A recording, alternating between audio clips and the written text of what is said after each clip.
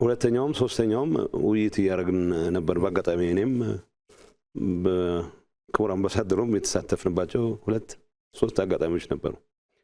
ሰው የቀረቡ ተርሞች መተማመን ብቻ ነው የሚጠብቁት እንጂ ጥያቄዎቻችን ከመመለስ አንፃር ደህና የሚባል ርቀት ሄደናል የሚል እምነት ነበረን። ግን ብዙ ሰው የማይገባው አለ። የሰራዊት ከፍተኛ አመራሮች የሆኑ ሰዎች የበለጠ እንደራደር የሚለው ክፍት የሆኑበት ሁኔታ ይታይ ነበር።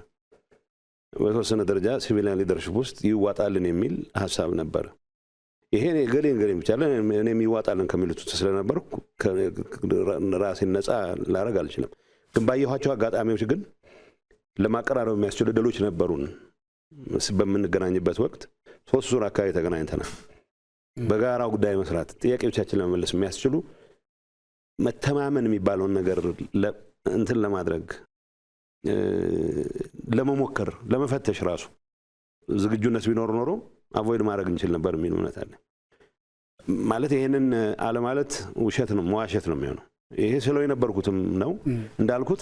ከኔ በላይ ግን ይሄ ጉዳይ በዚህ መልኩ ወታደራዊ በሆነ መልኩ ሊያልቅ አይችልም የሚል እምነት የነበራቸው በዚህ ግጭት ወቅት ትልቅ የራሳቸውን አሻራ ያስቀመጡ፣ ግን ደግሞ መጨረሻ ውሳኔው የፖለቲካል ኃይሉ ውሳኔ ነው በሚል ተገዝተው ሄዱ አሉ።